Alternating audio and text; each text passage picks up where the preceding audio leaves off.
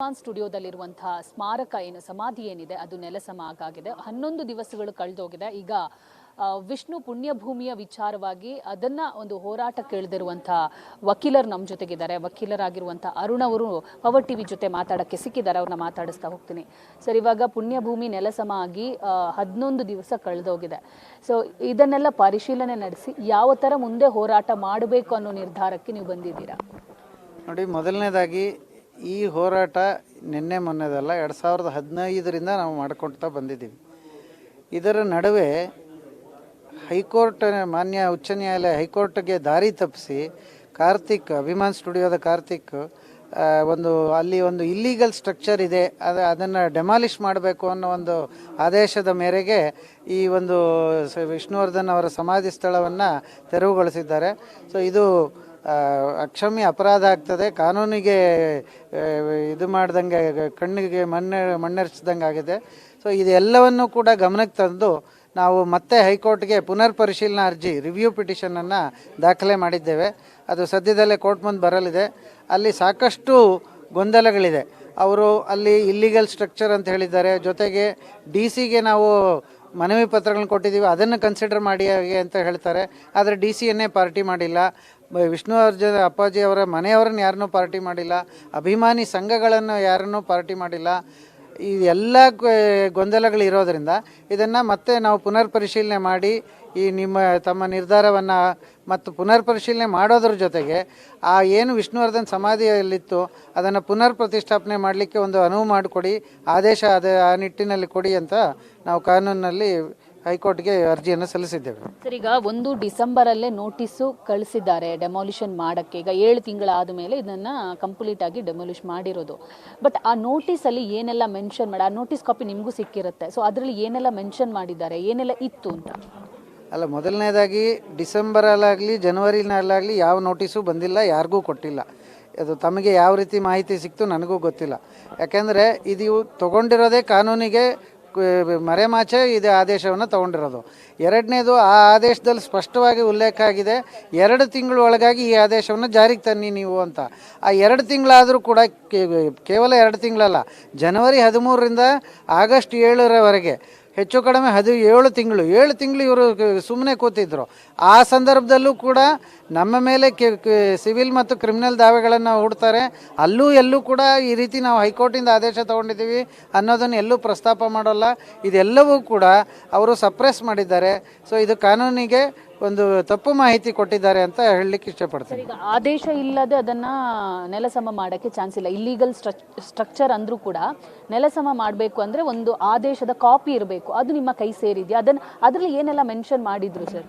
ಅದೇ ಮೇಡಮ್, ಈಗ ಏನಂತಂದರೆ ಜನವರಿ 13ನೇ ತಾರೀಕು ಏನು ಆದೇಶ ಆಯಿತು ಆ ಸರ್ಟಿಫೈಡ್ ಕಾಪಿ ಕೂಡ ನಮ್ಮ ಬಳಿ ಇದೆ. ಆ ಆದೇಶದಲ್ಲಿ ಏನಿದೆ ಅಂತಂದರೆ ಒಂದು ಸ್ಪೆಷಲ್ DCಯನ್ನು ಪಾರ್ಟಿ ಮಾಡಿದ್ದಾರೆ ಮತ್ತು ಪ್ರಿನ್ಸಿಪಾಲ್ ಸೆಕ್ರೆಟರಿನ ಪಾರ್ಟಿ ಮಾಡಿದ್ದಾರೆ. ಬೇರೆ ಯಾರೂ ಪಾರ್ಟಿ ಇಲ್ಲ ಅದರಲ್ಲಿ ಅವರು ಏನು ಸುಳ್ಳು ಹೇಳಿದ್ದಾರೆ ಅಂದರೆ ಇಲ್ಲಿ ಒಂದು ಇಲ್ಲೀಗಲ್ ಸ್ಟ್ರಕ್ಚರ್ ಇದೆ, ಅದನ್ನು ಡೆಮಾಲಿಷ್ ಮಾಡಲಿಕ್ಕೆ ಅನುಮತಿ ಕೊಡಿ ಅಂತ ಕೇಳ್ತಾರೆ. ಸೊ ಅದನ್ನು ಡೆಮಾಲಿಷ್ ಮಾಡಲಿಕ್ಕೆ 2 ತಿಂಗಳು ಟೈಮ್ಗೆ ಕೊಡಿ ಅಂತ ಕೇಳ್ತಾರೆ. ಆ 2 ತಿಂಗಳು ಕೋರ್ಟ್ ಒಪ್ಕೊಂಡು ಕೊಡುತ್ತೆ. ಆ 2 ತಿಂಗಳಾದಮೇಲೆ 7 ತಿಂಗಳಾದರೂ ಇವ್ರು ಏನೂ ಮಾಡಲ್ಲ. ಒಂದು. ಎರಡನೇದು, ಯಾವುದು ಆದೇಶ ಇದೆ ಆ ಆದೇಶವನ್ನು ಪುನರ್ ಪರಿಶೀಲನೆ ಮಾಡಿ ಅಂಥೇಳಿ ನಾವು ಈಗಾಗಲೇ ಅದೇ ಕೋರ್ಟ್ ಮುಂದೆ ನಾವು ಅರ್ಜಿಯನ್ನು ಸಲ್ಲಿಸಿದ್ದೇವೆ. ಸೊ ಈ ರೀತಿ ಅವರು ಯಾವುದನ್ನು ಸರಿಯಾದ ಮಾಹಿತಿಯನ್ನು ಕೊಡದೆ ಕೇವಲ ಅವರ ಒಂದು ಉದ್ದೇಶಕ್ಕೆ ಈಡೇರಿಕೆಗಾಗಿ, ಅವ್ರ ಉದ್ದೇಶ ಏನಿದೆ ಅನ್ನೋದು ಅವರೇ ಬಂದು ಹೇಳಬೇಕು. ಅದನ್ನು ಏನು ವಾಣಿಜ್ಯಾತ್ಮಕವಾಗಿ ಬಳಸ್ಕೋತಾರಾ ಅಥವಾ ಅದನ್ನೇನು ಮಾರಾಟವೇ ಮಾಡ್ತಾರಾ ಏನು ಅನ್ನೋದು ಕಾರ್ತಿಕ್ನೇ ಕೇಳಬೇಕು. ಸೊ ಆದರೆ ಸಾಕಷ್ಟು ಕೋಟ್ಯಾಂತರ ಜನರ ಭಾವನೆಗಳು ಅದರ ನೆಲದೊಂದಿಗೆ ಬೆಸೆದಿರೋದ್ರಿಂದ ಅದಕ್ಕೆ ಅವಕಾಶ ಕೊಡಬಾರ್ದು ಅಂಥೇಳಿ ನಾವು ಈಗಾಗಲೇ ಹೈಕೋರ್ಟ್ ಮೊರೆಯನ್ನು ಹೋಗಿದ್ದೇವೆ.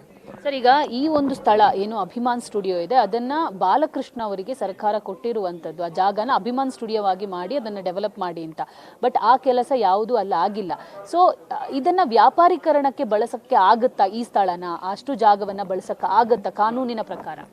ನೋಡಿ, ಮೊದಲನೇದಾಗಿ ಅದು ಅವರು ಕೊಟ್ಟಿರ್ತಕ್ಕಂಥದ್ದೇ ಅಭಿಮಾನ್ ಸ್ಟುಡಿಯೋಗೆ ಅಂತಲೇ ಸ್ಪೆಸಿಫಿಕ್ಕಾಗಿ 1969ರಲ್ಲಿ 20 ಎಕರೆ ಜಾಗವನ್ನು ಬಾಲಣ್ಣ ಅವರ ಹೆಸರಿಗೆ ಮಾಡಿರ್ತಕ್ಕಂಥದ್ದು. ಅದನ್ನು ಆಗಿನ ಕಾಲಕ್ಕೆ ಅವರು ಅಪ್ಸೆಟ್ ಪ್ರೈಸ್ 6,000 ರೂಪಾಯಿ ಕಟ್ಟು ಅದನ್ನು ತೊಗೊಂಡಿದ್ದಾರೆ. ಹಾಗಂತೇಳಿ ಅದು ಅವರ ಅಬ್ಸಲ್ಯೂಟ್ ಜಾಗ ಅಲ್ಲ ಅನ್ನೋದು ಸರ್ಕಾರ ಸಾಕಷ್ಟು ಬಾರಿ ಹೇಳಿದೆ. ಇದಲ್ಲದೆ ನಾವು ಕೂಡ ಇತ್ತೀಚಿನ ದಿನಗಳಲ್ಲಿ ಅಂದರೆ 2015ರಿಂದನೇ ನಾವು ಅದಕ್ಕೆ ಸಾಕಷ್ಟು ಮನವಿ ಪತ್ರಗಳನ್ನು ಕೊಡ್ತಾ ಬರ್ತಾ ಇದ್ದೀವಿ. ಯಾಕೆಂತಂದರೆ ಯಾವ ಉದ್ದೇಶಕ್ಕಾಗಿ ಅದನ್ನು ತಗೊಂಡಿದ್ರೋ ಆ ಉದ್ದೇಶ ಈಡೇರಲೇ ಇಲ್ಲ. ಉದ್ದೇಶ ಏನಿತ್ತು, ಪ್ರತಿ ಸಲ ನಾವು ಚಿತ್ರೀಕರಣಕ್ಕೆ ಚೆನ್ನೈಗೆ ಹೋಗ್ತಿದ್ವಿ, ಬೆಂಗಳೂರಿನಲ್ಲಿ ಸೂಕ್ತ ವ್ಯವಸ್ಥೆ ಇಲ್ಲ, ಇಷ್ಟೆಲ್ಲ ಕನ್ನಡ ಚಿತ್ರರಂಗ ಬೆಳವಣಿಗೆ ಆಗಿದ್ದರು, ತನ್ನದೇ ಆದಂಥ ಒಂದು ಸ್ವಂತ ಸ್ಟುಡಿಯೋ ಇಲ್ಲ ಅನ್ನೋ ಒಂದು ಉದ್ದೇಶ ಇದ್ದಿದ್ದು. ಆದರೆ ಇವತ್ತಿಗೆ ನಾವು ಅಭಿಮಾನ್ ಸ್ಟುಡಿಯೋಗೆ ಹೋದರೆ ಅಲ್ಲಿ ಚಿತ್ರೀಕರಣ ಸಂಬಂಧಿತ ಯಾವುದೇ ಚಟುವಟಿಕೆಗಳು ನಡೀತಾ ಇಲ್ಲ. ಅದು ಒಂದು ಥರ ಗೇಟ್, ದೊಡ್ಡ ಗೇಟ್ ಹಾಕ್ಸ್ಕೊಂಡಿದ್ದಾರೆ, ಒಳಗಡೆ ಏನು ಅನೈತಿಕ ಚಟುವಟಿಕೆಗಳು ನಡೀತಾ ಇದೆ ಅನ್ನೋದು ಅವ್ರಿಗೆ ಗೊತ್ತು. ಸೊ ಈ ರೀತಿ ಎಲ್ಲ ಇರುವಾಗ ಯಾವ ಉದ್ದೇಶಕ್ಕಾಗಿ ಅದನ್ನು ಗ್ರ್ಯಾಂಟ್ ಮಾಡಿತ್ತೋ ಆ ಉದ್ದೇಶ ಈಡೇರಿಲ್ಲ. ಹಾಗಾಗಿ ನಾವು ಸರ್ಕಾರಕ್ಕೆ ಅದನ್ನು ಆಗ್ರಹಿಸಿದ್ದೇವೆ. ಆಗ ಅದಕ್ಕೆ ಸಂಬಂಧಪಟ್ಟಂತೆ ಮನವಿ ಪತ್ರಗಳನ್ನು ಕೊಟ್ಟಿದ್ದೇವೆ. ಆ 10 ಎಕರೆ ಜಾಗ ಏನು ಉಳ್ಕೊಂಡಿದೆ ಈಗ ಅದನ್ನು ಕೂಡ ಸರ್ಕಾರ ಮರು ವಶಪಡಿಸ್ಕೊಳ್ಬೇಕು. ಆ ರೀತಿ ವಶಪಡಿಸ್ಕೊಂಡು ಅದನ್ನು ಏನು ಮಾಡಬೇಕು ಅನ್ನೋದು ಸರ್ಕಾರ ಸೂಕ್ತ ತೀರ್ಮಾನ ತಗೊಳ್ಳಿ ಅಂತ ನಾವು ಈಗಾಗಲೇ ಅದಕ್ಕೂ ಕೂಡ ಮನವಿ ಪತ್ರವನ್ನು ಕೊಟ್ಟಿದ್ದೇವೆ. ಸರ್, ಇವಾಗ ಎಲ್ಲಿ ಫೈಲ್ಯೂರ್ ಆಗಿರುವಂತ, ಯಾಕಂದ್ರೆ ಒಂದು ಕಡೆ ಸರ್ಕಾರಕ್ಕೂ ಇದನ್ನ ತಗೊಳಕ್ ಆಗ್ತಾ ಇಲ್ಲ, ಇನ್ನೊಂದು ಕಡೆ ಅಭಿಮಾನಿಗಳಿಗೂ ಇದನ್ನ ತಗೊಳಕ್ ಆಗ್ತಾ ಇಲ್ಲ, ಇಕ್ಕಟ್ಟಿನ ಪರಿಸ್ಥಿತಿ ನಿರ್ಮಾಣ ಆಗಿರೋದು. ಆಕ್ಚುಲ್ ಒಬ್ಬ ಕಾನೂನಿನ ಪ್ರಕಾರ ಅಥವಾ ಕಾನೂನಿನ ಚೌಕಟ್ಟಿನಲ್ಲಿ ಇದನ್ನ ಏನು ಮಾಡಬಹುದು ನಿಮ್ಮ ಪ್ರಕಾರ? ನೋಡಿ, ಇದಕ್ಕೆ ರಾಜಕೀಯ ಇಚ್ಛಾಶಕ್ತಿ ಬೇಕು. ಸರ್ಕಾರ ಎಲ್ರಿಗೂ ಗೊತ್ತಿದೆ, ಸರ್ಕಾರ ಸರ್ವಶಕ್ತ ಇರತಕ್ಕಂಥ ಫುಲ್ ಪವರ್ಸ್ ಇದೆ ಸರ್ಕಾರಕ್ಕೆ. ಯಾವುದೋ ಒಂದು ಜಾಗ ಇದು ಸಾರ್ವಜನಿಕ ಹಿತಾಸಕ್ತಿಗಾಗಿ ಮುಡುಪಿಡಬೇಕು, ಅದಕ್ಕೆ ಮೀಸಲಿಡಬೇಕು ಅಂತಂದರೆ ಸರ್ಕಾರ ಅದಕ್ಕೊಂದು ನೋಟಿಫಿಕೇಶನ್ ಹೊರಡಿಸಿ ಅದನ್ನು ಜಾಗವನ್ನು ಅಕ್ವೈರ್ ಮಾಡ್ಕೊಳ್ಬೋದು. ಆ ಜಾಗ 10 ಗುಂಟೆನೂ ಆಗ್ಬೋದು, 10 ಎಕರೆನೂ ಆಗ್ಬೋದು. ಅದನ್ನು ಸರ್ಕಾರ ಮಾಡಬೇಕು. ಇದು ಏನಾಗಿದೆ ಅಂತಂದರೆ ಸರ್ಕಾರದಲ್ಲಿ ಅದಕ್ಕೆ ತಕ್ಕಂತೆ ಸ್ಪಂದಿಸುವಂಥ ಅಧಿಕಾರಿಗಳು ಇದ್ದಾರೆ, ಆದರೆ ಅದನ್ನು ಮಾಡಲಿಕ್ಕೆ ರಾಜಕೀಯ ಇಚ್ಛಾಶಕ್ತಿ ಕೊರತೆ ಇದೆ. ಸೊ ಈ ಸಂದರ್ಭದಲ್ಲಾದರೂ ಇಷ್ಟೆಲ್ಲ ಘಟನಾವಳಿಗಳು ನಡೆದಾದ ಮೇಲಾದರೂ ಇನ್ನು ಮೇಲಾದರೂ ಆ ಜಾಗದ ಮಹತ್ವವನ್ನು ಅರಿತುಕೊಂಡು ಸರ್ಕಾರ ಆ ನಿಟ್ಟಿನಲ್ಲಿ ಜಾಗ ವಶಪಡಿಸ್ಕೊಳ್ಳೋಕ್ಕೆ, ಅಕ್ವೈರ್ ಮಾಡ್ಕೊಳ್ಳೋಕ್ಕೆ ಸೂಕ್ತ ಆದೇಶವನ್ನು ಹೊರಡಿಸಬೇಕು ಅಂತೇಳಿ ಈ ಮೂಲಕ ನಾನು ಕೇಳ್ಕೊಳ್ತೀನಿ. ಸರ್, ಈಗ 10 ಗುಂಟೆ ಜಾಗ ಇದೆ, ಅದರಲ್ಲಿ ಇವಾಗ ನಿರ್ಮಾಣ ಆಗಿರುವಂತಹ ವಿಷ್ಣು ಸರ್ ಸಮಾಧಿ ನೆಲಸಮಾಗಿರೋದು. ಮತ್ತೆ ಅದನ್ನ ಅಲ್ಲಿ ಮಾಡೋಕ್ಕಾಗುತ್ತಾ, ನಿರ್ಮಾಣ ಮಾಡುವ ಚಾನ್ಸಸ್ಗಳು? ಯಾಕಂದ್ರೆ ಒಂದ್ಸಲ ನೆಲ ಸಮಾಧಿ ಆಗೋಗಿದೆ, ತಿರ್ಗ ಅದನ್ನ ಅಲ್ಲಿ ಪುನರ್ ನಿರ್ಮಾಣ ಮಾಡಬಹುದಾ, ಹೇಗೆ ಏನು ಅಂತ? ನೋಡಿ, ಖಂಡಿತ ಅದು ಪುನಃ ನಿರ್ಮಾಣ ಮಾಡಲಿಕ್ಕೆ ಅವಕಾಶ ಇದ್ದೇ ಇದೆ. ಯಾಕೆ ಅಂತಂದರೆ ಇದು ಒಂದು ಜನರ ಒಂದು ಅಭಿಮಾನಿಗಳ ಒಂದು ಭಾವನೆಗೆ ಸಂಬಂಧಪಟ್ಟಿದ್ದು. ಇದು ಯಾವುದೋ ಆಯ್ತಪ್ಪ ಈ 10 ಗುಂಟೆ ಅಲ್ಲ, ನಿಮಗೆ ಬೇರೆ ಕಡೆ ಜಾಗ ಕೊಡ್ತೀವಿ, ಆ ರೀತಿ ಆಗೋಲ್ಲ. ಈಗ ಸಾಕಷ್ಟು ಜನ ಹೇಳ್ತಾ ಇದ್ದಾರೆ ಬೇರೆ ಕಡೆ ಎಲ್ಲೋ ಅರ್ಧ ಎಕರೆ ಜಾಗ ತೊಗೊಂಡಿದ್ದಾರೆ, ಅಥವಾ ಇನ್ನೆಲ್ಲೋ ಮೈಸೂರಿನಲ್ಲಿ 5 ಎಕರೆ ಜಾಗ ಇದೆ, ಇರಬಹುದು. ಆದರೆ ಮೊನ್ನೆ ಕೂಡ ಮಾತಾಡ್ತಾ ಅನಿರುದ್ಧ ಅವರು ಹೇಳಿದ್ರು, ನಾವು ಸಾಕಷ್ಟು ಬಾರಿ ಇದ್ರ ಬಗ್ಗೆ ಹೇಳ್ತಾನೆ ಬಂದಿದ್ದೀವಿ, ಅದು ಯಾವುದು ಕೂಡ ಇದಕ್ಕೆ ಪರ್ಯಾಯ ಆಗಲಾರ್ದು. ಈ ಜಾಗದಲ್ಲಿ ಏನು ಅಂತಿಮ ಸಂಸ್ಕಾರ ಆಗಿದೆ, ಈ ಜಾಗದ ಪಾವಿತ್ರ್ಯತೆ ಬೇರೆ ಜಗತ್ತಿನಲ್ಲಿ ಎಷ್ಟೇ ಇದು ಕೊಟ್ಟರು ಕೂಡ ಈ 10 ಗುಂಟೆ ಜಾಗಕ್ಕೆ ಸರಿಸಮ ಆಗಲಾರ್ದು. ಮತ್ತು ಕಾನೂನಿನಲ್ಲೂ ಕೂಡ ಅದಕ್ಕೆ ಅವಕಾಶ ಇದ್ದೇ ಇದೆ. ಆ ರೀತಿಯಾಗಿ ಮತ್ತೆ ಅದನ್ನು ಪುನರ್ ಪ್ರತಿಷ್ಠಾಪನೆ ಮಾಡಿ ಆ 10 ಗುಂಟೆ ಜಾಗನ ಅಕ್ವೈರ್ ಮಾಡಿಕೊಳ್ಳಿಕ್ಕೆ ಸರ್ಕಾರಕ್ಕೆ ಡೈರೆಕ್ಷನ್ಸ್ ಕೊಡಿ ಹಾಗೆ ಅಂಥೇಳಿ ನಾವು ಈಗಾಗಲೇ ಹೈಕೋರ್ಟ್ಗೆ ಅರ್ಜಿಯನ್ನು ದಾಖಲೆ ಮಾಡಿದ್ದೇವೆ. ಸರ್, ಈಗ ನೀವು ಕೊಟ್ಟಂತಹ ಮುಂದಿನ ಹೋರಾಟದಲ್ಲಿ ಏನೇನು ಮೆನ್ಷನ್ ಮಾಡಿದ್ರೆ, ಯಾಕಂದ್ರೆ ಒಂದು ಕಡೆ ಅಭಿಮಾನಿಗಳು ನೀವು ಅದರ ಬಗ್ಗೆ ಕೂಲಂಕುಷವಾಗಿ ರಿಸರ್ಚ್ ಮಾಡ್ತಾ ಇರೋದ್ರಿಂದ ಅಲ್ಲಿ ಧ್ವಂಸ ಮಾಡಿರುವಂಥ ಒಂದಿಷ್ಟು ಕನ್ಸ್ಟ್ರಕ್ಟೆಡ್ ಪೀಸಸ್ಗಳು ಏನಿದೆ ಅದು ಎಲ್ಲಿದೆ, ಏನು ಹೋರಾಟ, ಇದನ್ನು ಕೂಡ ಕೋರ್ಟಿಗೆ ಸಬ್ಮಿಟ್ ಮಾಡ್ತಾ ಇದ್ದೀರಾ ಅಥವಾ ಅದನ್ನು ಬೇರೆ ಥರ ಆ್ಯಂಗಲಲ್ಲಿ ಸರ್ಚ್ ಮಾಡಿಸ್ಬೋದಾ, ಹೇಗೆ ಅಂತ? ನೋಡಿ, ಜನವರಿ 13ರ ಆದೇಶದಲ್ಲಿ ಅದರ ಬಗ್ಗೆನೂ ಸ್ಪಷ್ಟವಾಗಿ ಉಲ್ಲೇಖ ಆಗಿದೆ. ಆ ಏನು ಇಲ್ಲೀಗಲ್ ಸ್ಟ್ರಕ್ಚರ್ ಅಂತ ಆತ ಉಲ್ಲೇಖ ಮಾಡಿದ್ದಾನೆ, ಅದರ ಡೆಬ್ರೀಸ್ ಅದನ್ನು ಕೂಡ ಸ್ಥಳಾಂತರ ಮಾಡಬೇಕು. ಆ ಸ್ಥಳಾಂತರದಕ್ಕೆ ಏನು ಖರ್ಚು ಬರ್ತದೆ ಅದನ್ನು ಸರ್ಕಾರ ಕೊಡಬೇಕು ಅಂತ ಆದೇಶದಲ್ಲಿ ಉಲ್ಲೇಖ ಇದೆ. ಆದರೆ ಆ ಡೆಬ್ರೀಸ್ ಎಲ್ಲಿದೆ ಅನ್ನೋದು ನಾವು ಸಾಕಷ್ಟು ಹುಡುಕಾಟ ಮಾಡ್ತಾ ಇದ್ದೀವಿ. ಕಾರ್ತಿಕ್ ಅದನ್ನು ಎಲ್ಲಿಟ್ಟಿದ್ದಾನೆ ಅನ್ನೋದು ಇವತ್ತಿನವರೆಗೂ ನಮಗೆ ಅದ್ರ ಬಗ್ಗೆ ಮಾಹಿತಿ ಸಿಕ್ಕಿಲ್ಲ. ಅದನ್ನು ಕೋರ್ಟ್ನಲ್ಲಿ ಬಂದು ತಾನೇ ಅದಕ್ಕೆ ಉತ್ತರ ಹೇಳಬೇಕಾಗ್ತದೆ. ಯಾಕೆ ನಾವು ಅದನ್ನು ಪ್ರಶ್ನೆ ಮಾಡಿದ್ದೇವೆ, ಆ ಡೆಬ್ರೀಸ್ ಎಲ್ಲಿ ಇದು ಮಾಡಿದ್ದಾರೆ, ಯಾವ ರೀತಿ ಮಾಡಿದ್ದಾರೆ, ಯಾವ ಸ್ಥಳವನ್ನು ಆರಿಸ್ಕೊಂಡಿದ್ದಾರೆ ಅದನ್ನು ಎಲ್ಲ ಇಡಲಿಕ್ಕೆ. ಯಾಕೆಂದರೆ ಅದು ನೀವು ಸ್ಟೋರ್ ಮಾಡಲಿಕ್ಕೂ ಸಾಕಷ್ಟು ಅವಕಾಶಗಳು, ಸಮಯ, ಜಾಗ ಬೇಕಾಗ್ತದೆ.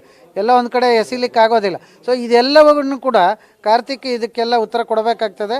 ಕೋರ್ಟ್ನಲ್ಲಿ ಇರೋದರಿಂದ ಅಲ್ಲೇ ಬಂದು ಆತ ಇದಕ್ಕೆಲ್ಲ ಉತ್ತರ ಕೊಡಬೇಕು ಅಂತೇಳಿ ಕೇಳ್ಕೊಳ್ತೇನೆ.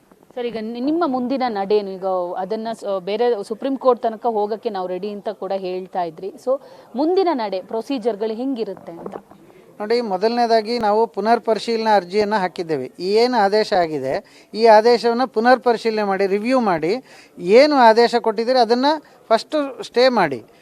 ಒಂದು. ಎರಡನೇದಾಗಿ ಮುಂದಿನ ತಿಂಗಳು ಏನು ಅಪ್ಪಾಜಿಯವರ 75ನೇ ಜನ್ಮದಿನೋತ್ಸವ ಇದೆ, ಅದನ್ನು ಆಚರಣೆ ಮಾಡಲಿಕ್ಕೆ ಅದೇ ಜಾಗದಲ್ಲಿ, ಆಚರಣೆ ಎಲ್ಲಿ ಬೇಕಾದ್ರೂ ಮಾಡ್ಬೋದು, ಆದರೆ ಆ ಜಾಗದಲ್ಲಿ ಪವಿತ್ರವಾದ ಪುಣ್ಯಭೂಮಿಯಲ್ಲಿ ಮಾಡಲಿಕ್ಕೆ ಒಂದು ಅವಕಾಶ ಮಾಡಿಕೊಡಿ ಅಂತಲೂ ಅರ್ಜಿಯನ್ನು ಕೇಳಿಕೊಂಡಿದ್ದೇವೆ. ಇದಲ್ಲದೆ ಇದು ಏನು ಕೋರ್ಟ್ ಮುಂದಿನ ತೀರ್ಮಾನ ಕೊಡುತ್ತೆ ಅದನ್ನು ನೋಡಿಕೊಂಡು ಮುಂದಿನ ದಿನಗಳಲ್ಲಿ ಕಾನೂನು ಹೋರಾಟ ಇಲ್ಲಿಗೆ ನಿಲ್ಲಲ್ಲ, ಅದು ಸುಪ್ರೀಂ ಕೋರ್ಟ್ವರೆಗೂ ನಾವು ಹೋಗ್ಲಿಕ್ಕೆ ಸಿದ್ಧ ಇದ್ದೀವಿ ಅಂತ ಅಭಿಮಾನಿಗಳ ಪರವಾಗಿ ನಾನು ಹೇಳಲಿಕ್ಕೆ ಇಷ್ಟಪಡ್ತೇನೆ. ಸರ್, ಕೊನೆಯದಾಗಿ ನೀವೊಬ್ರು ಲಾಯರ್ ಆಗಿ ಅದ್ರ ಬಗ್ಗೆ ರಿಸರ್ಚ್ ಮಾಡ್ತಿರುವ ಸಂದರ್ಭದಲ್ಲಿ ಆ ಜಾಗನ ಅನಲೈಸ್ ಮಾಡಿದಾಗ ಈ ಸಮಾಧಿ ಬಿಟ್ಟು ಬೇರೆ ಏನು ಮಾಡಬಹುದು ಅಥವಾ ಬೇರೆ ಏನಾದರೂ ಒತ್ತಡಗಳಿದೆ, ಇದನ್ನ ನೀವು ಆಲೋಚಿಸಿದ್ದೀರಾ? ನಿಮಗೆ ಏನು ಅನಿಸಿತ್ತು? ಮೇಡಮ್ ನೋಡಿ, ಕೆಲವರು ಹೇಳ್ತಾರೆ ಅಲ್ಲಿ ಯಾವುದೋ ಒಂದು ಮಾಲ್ ಬರುತ್ತೆ ಅಥವಾ ಇನ್ನೇನೋ ಆಗುತ್ತೆ ಅಂತ. ಆ ರಸ್ತೆಯನ್ನು ಅವಲೋಕಿಸಿದಾಗ, ಆ ರಸ್ತೆಯ ಸುತ್ತಮುತ್ತ ಆಗಿರ್ತಕ್ಕಂಥ ವಿಶೇಷವಾಗಿ ಕಳೆದ ಒಂದು 5-10 ವರ್ಷಗಳಲ್ಲಿ ಆಗಿರ್ತಕ್ಕಂಥ ಏನು ಬೆಳವಣಿಗೆ ಇದೆ, ಆ ಒಂದು ಭೂಮಿಯ ಮೌಲ್ಯ ಇರ್ಬೋದು, ಆ ಬೆಳವಣಿಗೆ ಇರ್ಬೋದು, ಸುತ್ತಮುತ್ತ ಬಂದಿರತಕ್ಕಂಥ ದೊಡ್ಡ ದೊಡ್ಡ ಕಟ್ಟಡಗಳಿರ್ಬೋದು, ಇದೆಲ್ಲವನ್ನು ಗಮನಿಸಿದಾಗ ಆ ಭೂಮಿಗೆ ಹೆಚ್ಚಿನ ಬೆಲೆ ಇರೋದಂತೂ ಸತ್ಯ.